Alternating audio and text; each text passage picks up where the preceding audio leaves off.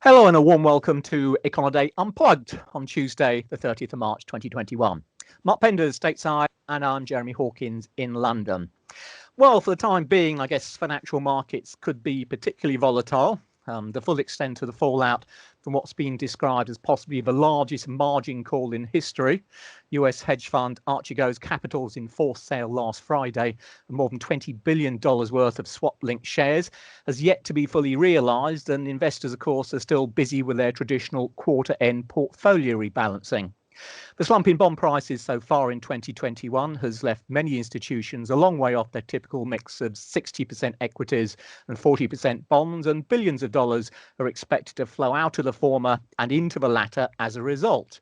So with India now holding back nearly all of the 2.4 million doses of the world's biggest vaccine producer, the Serum Institute, which it puts out each day, North Korea having just fired its first ballistic missiles in a year, and the 220,000-ton supertanker Ever Given only just refloated after blocking almost a week's worth at some 12% of the global trade that flows daily through the Suez Canal, was a lot to focus on.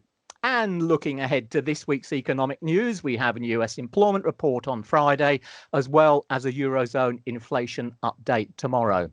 So, Mark, if we kick stateside, then Econoday's Economic Consensus Divergence Index shows that the US economy has been kind of performing broadly in line with market expectations, at least until today.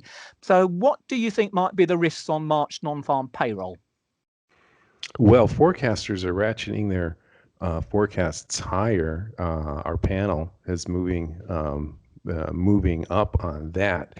The ECDI for the U.S. It's been moving. It moved from a negative ground, and then today it moved back into positive ground with a very strong consumer confidence index. In general, though, forecasters have been underestimating how strong data have been. So I think that they're kind of now erring in their own models to the high side. And so now we're looking at a 625,000 increase for Friday's non-farm payrolls. Big number.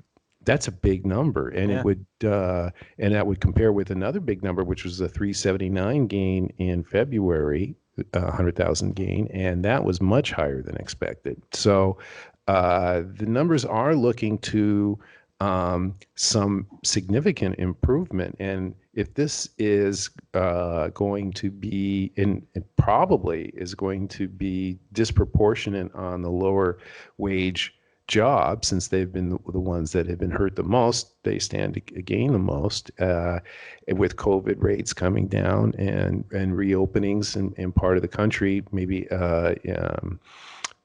giving service jobs a boost. That would be a big plus for the economic outlook here. And to turn to the consumer confidence report that just came out this morning, Tuesday, it shot well past the high Econoday's high estimate, and it showed significant. This report is produced by the Conference Board, and it concentrates very specifically on employment assessments, both current and future. And both of those, especially including the current, but especially the latter, showed very significant improvement. And it's the current conditions that will sway those forecasts. Now, they haven't been digested yet by the panel, so we'll see if that does increase that 625,000 forecast for Friday. But everything here is going on the upside. So except for core inflation, except for that, yes. Just quickly to interrupt. I mean, if we get if the consensus is right for Friday, then presumably we're talking about a pretty chunky increase in payrolls for the first quarter. So do we have any sort of idea what the market's looking at for first quarter US GDP yet? I'm not quite sure. We haven't gotten any forecasts. We haven't asked that question yet among our panel. So I'm not quite sure. We had last week we had a very negative trade report. Trade is going to be pulling down, But we're probably going to get a huge spike in. We haven't had the March consumer spending numbers yet, but given that they will be boosted by a significant stimulus, it's going to probably match January and a very, very large gain, Right. which will offset a very weak February. So I imagine we're going to be moving into positive ground, and there's no risk here of any kind of a recession. I know that comes in a contrast to Europe. Is that right? That there is questions of Very much. And that's one I was just asking about the US first quarter GDP. I mean, your figures, as ever, will be out before we get the figures for the Eurozone. But despite the fact we had a surprisingly strong, it should be said, purchasing managers survey out of the Eurozone last week, that certainly caught people by surprise. But of course, it follows having seen a particularly weak numbers at the beginning of the year. But really, everything, the way things are shaping up currently on the basis of, I suppose you've got to say, limited numbers that we do have so far, very much points to another contraction and hence a second double dip recession as far as the Eurozone is concerned. And it does seem interesting looking at the way the FX markets are going. We've seen the US Treasury 10-year back over 1.75% again today.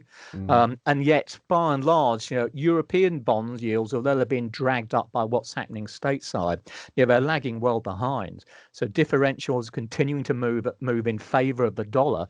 And it does seem to be, I think, as we talked about a few podcasts ago, all the early calls for this year were that because of the amount of easing that the Fed's undertaken, we're going to see a weaker dollar. Well, that's certainly not coming true at the moment. And if we do see strong numbers you're talking about, we see these yields move up even higher, and chances are, I presume, this dollar is going to strengthen even further. Well, it's interesting on the rates moving up today in the U.S., given all the turmoil in the stock market. They did rise late last week, but the fact that they did come down late last week, but the fact that they're going on the rise today, I guess, suggests that there's a limited expectations for some extended difficulties are limited. Yeah, and presumably, I think perhaps as you mentioned earlier, with all this, the additional US stimulus going through at the moment, and again, you're so far ahead of the likes of the Eurozone when it comes to fiscal policy. Now, it's all sort of, for those people who believe that US yields should be moving up because inflation is going to move up at some point because, gradually the spare capacity is going to be taken out. This is, we've seen the kind of numbers that helps to underpin, I suppose, that view, be it right or be it wrong. As we speak, I mean, coming out of Europe, we look at the latest figures there. I mean, I think, again, for financial markets, particularly for the FX markets, the vaccination rates are still extremely important. And you look at the US rate of what I think you're running at around about 43, 44 per 100 in terms of vaccination rate your side. Europe, continental Europe is around about a third of that now, something like that. So it's still a long way behind. And even countries within Europe, which previously have been guarded as kind of, the benchmark for how you should operate, Germany in particular, they've had some real problems. I mean, last week we had Angela Merkel, who has been, one of the bulwarks of steadfast people you rely upon in terms of European policy. She announced that there would be a whole total lockdown for Germany over the Easter break, kicking off on Friday. Now, that was on Tuesday. She announced that. By Wednesday, she'd come out and abandoned it, simply because of some of the pressure from the various federal regions saying, look, we don't want this. Now, it's uncharacteristic of her, certainly, but it's kind of symptomatic of how the EU as a whole has mishandled the response to the pandemic. And that really does seem to be weighing upon, the outlook for the Eurozone economy, hence helping to keep Eurozone yields low. And with US yields on the rise, again, it comes back down to, do people want to buy the euro anymore? I guess for technical analysis, it's worth pointing out, not that I'm a big technical fan myself, but for people who like joining up the dots on the charts, and they'll have seen that euro dollar fell below its 200-day moving average against the dollar for the first time in 10 months last week. So that's going to start triggering some potential sell signals for the euro as well. So I think it's kind of difficult times for Europe at the moment and what's happening to policy. Well, how's sterling doing, and what's the outlook for UK first quarter GDP? First quarter UK GDP, at the moment, it still looks like it's going to be negative, but probably not as bad as where are we? Minus 4.2% quarter on quarter number that the Bank of England came out with in its February monetary policy reports. So the numbers on the whole have been quite mixed. I mean, the good news we had retail sales last week for February. They were up 2.1% month on month, and these are volumes, so that looks good. But then, of course, that came after an 8.2% drop at the start of the year, so it's only just dented the decline we saw coming through there. There's also been some signs of slower bank lending, which could be important, and also, but against that, the Purchasing Managers Survey, like we saw for the rest of Europe, it's actually coming quite strong. So I think you have a general picture, be it UK or Europe, is that the year started off very poorly, especially in the UK because of the start of a third lockdown, but things improved perhaps a little bit over February and March time. But it does still look as if we'll see a contraction in Europe, in UK GDP. But of course, markets, as we talked about before, looking forward to what happens after the first quarter. And because the UK vaccination rate is so high, over about half the population now has been vaccinated in the UK. The view is very much that the UK recovery is going to be well ahead of what we're going to see out of the Eurozone. So as we record this, where are we? Sterling euro at the moment is trading at 1.17. So it's the highest level we've seen against the euro in a long while now. So the pound at the moment is still one of the best performing currencies, certainly amongst the majors anyway, so far this year. Well, the UK is reopening, and the case numbers that I see are so low right now. Are there any concerns in the medical establishment over the mutations and vaccine resistance? Yeah, and that's a good point, I think. I mean, the big concern here now, as you mentioned, touch wood, since obviously I live just outside London, the UK numbers in terms of the vaccination and crucially in terms of new cases are all doing exactly what they should be doing. However, as we started to relax some of the lockdown yesterday on Monday, the government is very much pushing the line on two things, really. One, this is just a gradual relaxation because, as you mentioned, they're still concerned about possible mutations. And two, well, linked into that one, most of the continental European countries are seeing new cases rising, and in some cases quite sharply. And there's a genuine concern that we'll almost inevitably see some kind of imported COVID coming back into the UK from continental Europe. And the fear is that might be some new variant or whatever. Mm-hmm. So it looks as if, although we're opening up within the UK, potential barriers to, well, certainly people moving between the United Kingdom and the rest of Europe are going to remain for some while. The government's still saying, don't think about booking any overseas holidays at this stage because we're not in that position yet.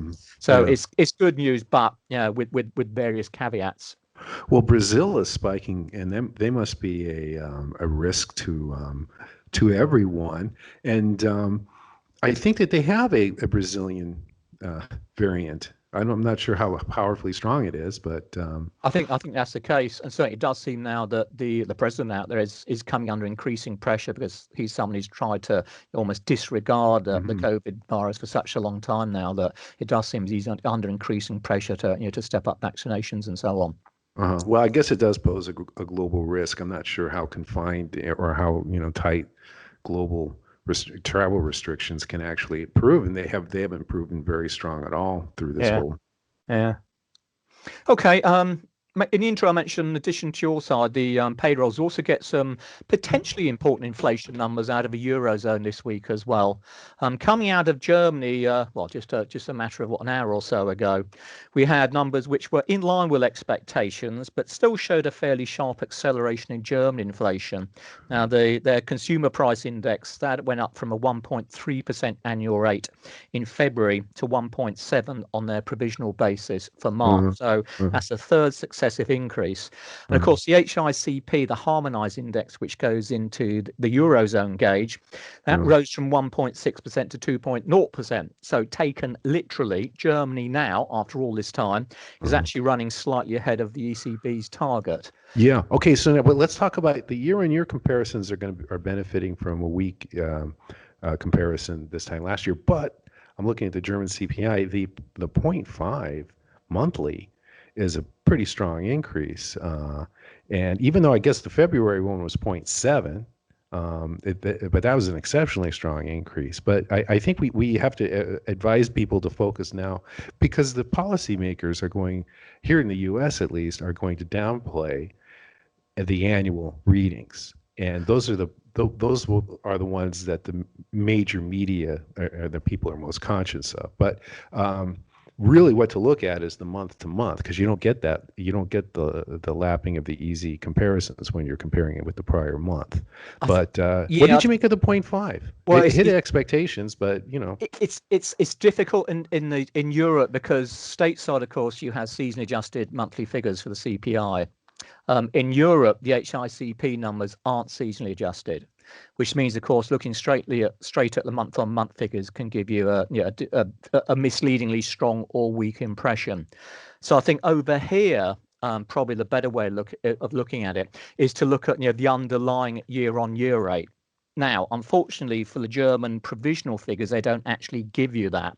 But from looking at the breakdown, I'd reckon that, so inflation, the year-on-year rate for the CPI went from 1.3 to 1.7. Well, the increase in energy prices, the inflation rate for energy accelerated by more than 4 percentage points. And energy's got, well, let's say knocking on a 10% weight in the overall CPI. So in other words, it contributed itself about 0.4 percentage points to the increase in the CPI. So really, once you strip the energy side out of this, it looks as if probably the core rate will be, it might be perhaps a tick higher than it was last time round, but it's not going to be significantly so. And I think when we get to Wednesday and we get the HICP numbers for the Eurozone as well, I must say that the monthly figures tend to be disregarded by the markets because they've been so used to looking at the year-on-year figures. But the core rate there will be particularly important, because it's going to be energy prices, which very much look on the basis of the German numbers, but there'll be the energy prices which will be the driving factor.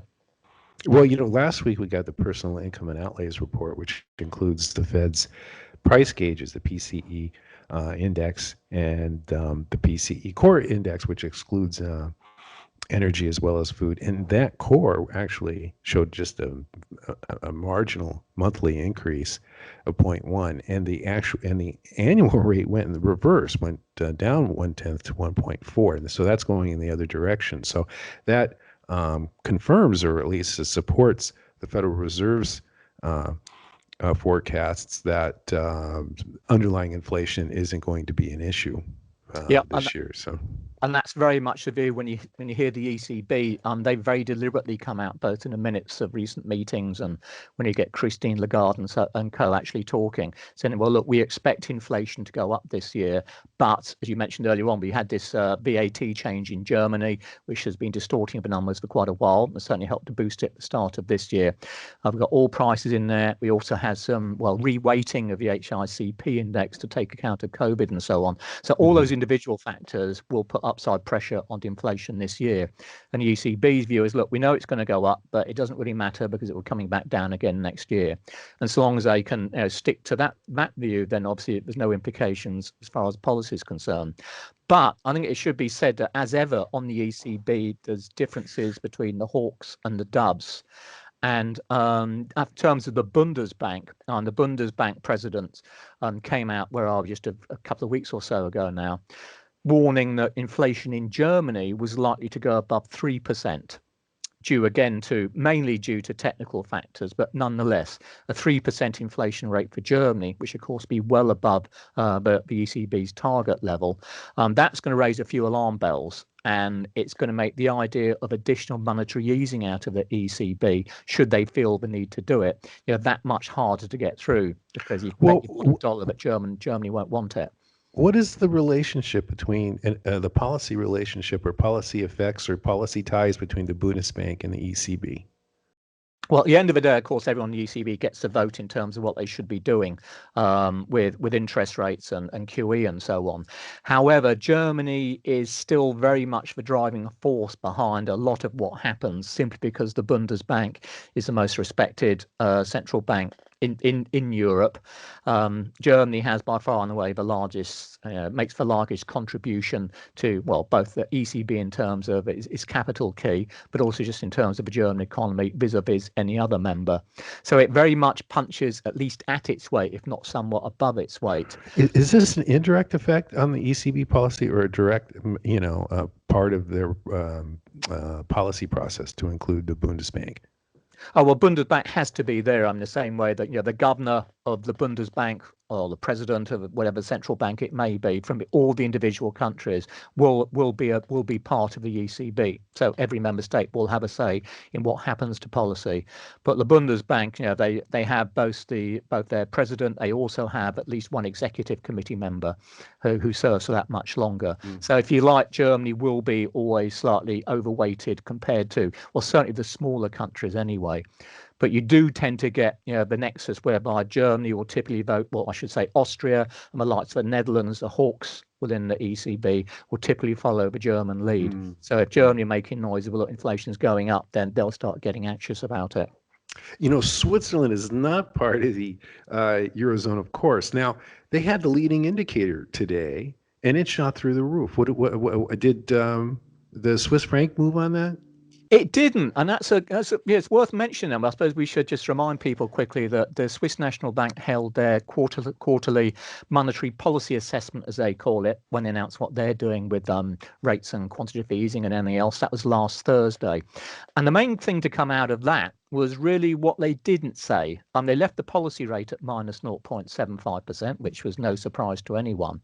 But they tempered what they said about the currency, which of course has been a driving force behind their policy for such a long time now.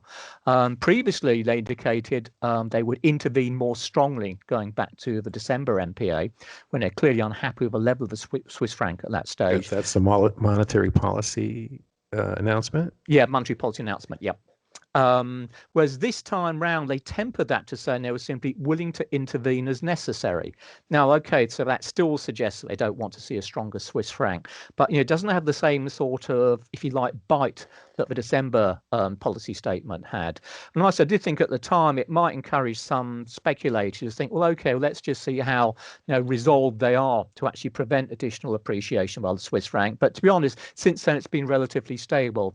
As you mentioned, we had the KOF Institute, their leading indicators number this morning, which was miles ahead of expectation. It's one of the strongest numbers we've seen in a very long time. And it's also been, I think, was it the second steepest monthly gain, I think, on record, something like that. But it's got to be said, the Swiss numbers don't tend to have that much of an impact on the currency.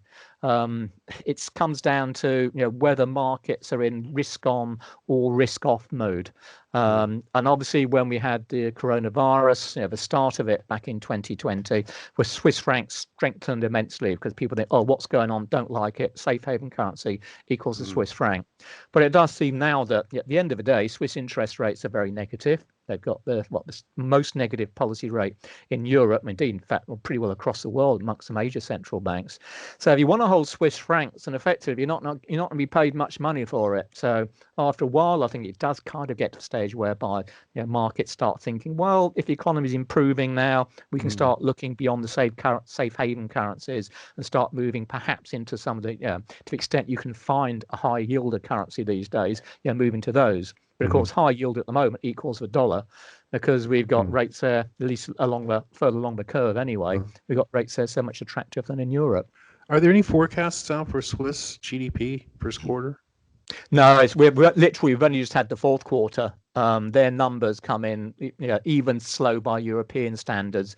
But for what it's worth, in their report last week, the Swiss National Bank did intimate that it still expects to see a negative first quarter for Switzerland.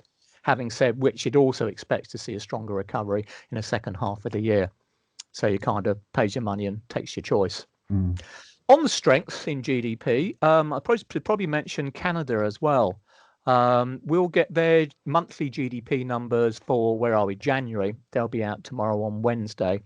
They're expected to be up about 0.5% on a month-on-month basis, which would make for, certainly a much better start than we've seen out of the likes of Europe. And it also increased the probability, I suppose, of a decent quarter for growth as a whole. And bear in mind that the last economic forecast we had from the Bank of Canada in their January monetary policy report was for a 2.5% contraction in GDP in the first quarter. So if we do get this decent figure for January, it really would suggest that the BOC's call is going to be even further off the mark. And again, of course, as we talked about on previous podcasts, increase the likelihood that Bank of Canada tapering may not be too far away. Well, the consensus divergence index for Canada is very, very high, isn't it? It's 32 or something like that, which would indicate that forecasters have been far behind actual strength. Canada's had a very good run. The only question mark, I suppose, at the moment with regards to Canadian economy is that they have been slow with a vaccine rollout. They're kind of running at, I suppose, European rates at the moment, and COVID cases are on the way up again. And there's a lot of talk about a third wave and so on.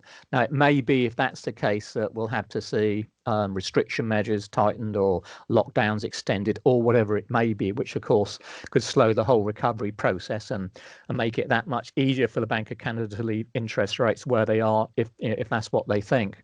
But certainly, in terms of where we stand at the moment, as you mentioned, the economic numbers have been outstripping the consensus numbers, consensus calls, I should say, quite comfortably, and that's very much again reflecting the strength of the Canadian dollar, which is another issue for the BOC, because they don't really want to see it strengthen any further against the US, particularly since the US is strong in the first place. Okay, what else? Anything else from your side? I think I've kind of run out from my side now. I guess not. Home sales are slowing, or have peaked, definitely peaked here, and they were really going through the roof, and that's because mortgage rates spiked in February, and we're just just beginning to get that data from that month, and it had a significant effect. Even though home buying plans in today's conference board consumer confidence report were shot up, which was a surprise to me. So so people they survey, I think in the preliminary is based on like 3,000. It's a quite large sample consumers, and so that's a pretty significant rise. So maybe mortgage rates are maybe, I don't know, maybe the fiscal stimulus will help offset some of that increase in mortgage rates. But if the U.S. housing market can extend its strength like this through the year, well, it will probably ultimately be a positive. But at the same time, it raises reasonable questions of excess, and the risk always in the housing market is that it could collapse. And here we go again. Yes. Yeah. Okay. Fair point. Okie dokie, and well, let's wrap it up there then for today. On behalf of Mark and myself, thanks as ever for listening. The podcast will be taking a break next week for a change, so we'll be back the week after that. However, that won't stop Econoday's global economic calendar being updated in real time as ever. So in the interim, do keep an eye on that to make sure you're up to date with all the key market moving data and events. We'll see you in a couple of weeks. Bye for now.